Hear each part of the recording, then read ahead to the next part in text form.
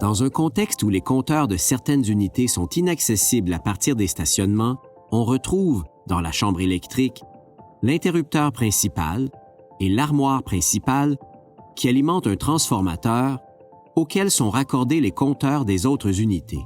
La même armoire principale alimente également le compteur des aires communes, auquel est raccordé le transformateur et le panneau électrique des aires communes.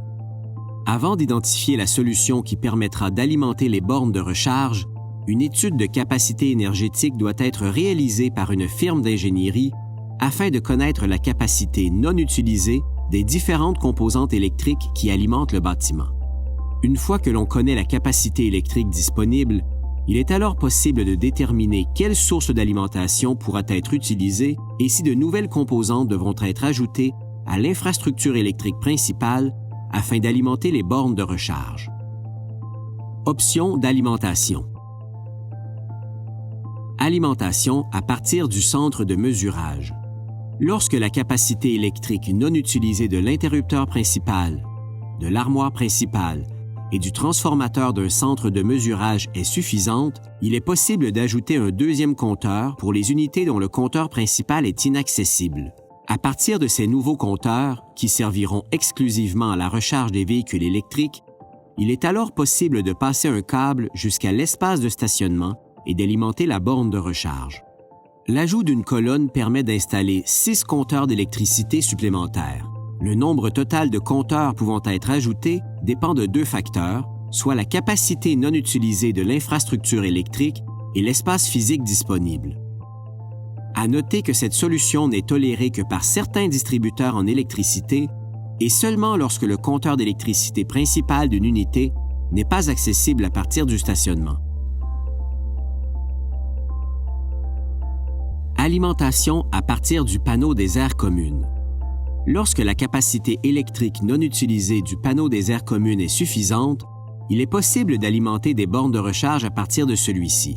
Par contre, puisque l'électricité consommée est comptabilisée par le compteur d'électricité des aires communes, cette solution n'est pas recommandée parce qu'il sera impossible de différencier la consommation des véhicules électriques des autres charges communes de l'immeuble. En outre, le nombre de bornes pouvant être installées de cette façon est toujours restreint, ce qui n'en fait pas une solution viable à long terme. Ajout à l'infrastructure et alimentation à partir de l'armoire principale. Lorsque la capacité non utilisée de l'interrupteur principal et de l'armoire principale est suffisante, il est possible d'alimenter à partir de celle-ci un nouvel interrupteur, un nouveau compteur d'électricité, un nouveau transformateur et un nouveau panneau électrique qui permettront généralement d'alimenter entre 10 et 20 bornes. Pour ajouter ces composantes, il est toutefois nécessaire d'avoir un espace libre d'environ 5,5 mètres carrés, soit 60 pieds carrés, dans la chambre électrique. Puisqu'un nouveau compteur est installé, l'électricité consommée par les bornes sera facturée sur un compte indépendant. Ajout à l'infrastructure et alimentation à partir d'un nouvel interrupteur principal. Si la capacité non utilisée de l'interrupteur principal ne permet pas d'alimenter le nombre de bornes souhaitées, il est nécessaire de s'informer auprès du distributeur en électricité afin de valider si le réseau a la capacité suffisante pour alimenter une nouvelle entrée électrique. Si la réponse est positive, il est alors possible de faire installer un nouvel interrupteur principal, un nouveau compteur d'électricité, un nouveau transformateur et un nouveau panneau électrique qui permettront d'alimenter le nombre de bornes nécessaires. Puisqu'un nouveau compteur est installé, l'électricité consommée par les bornes sera facturée sur un compte indépendant. Une fois la source d'alimentation identifiée, il est alors possible de choisir un type de borne de recharge et une méthode de facturation.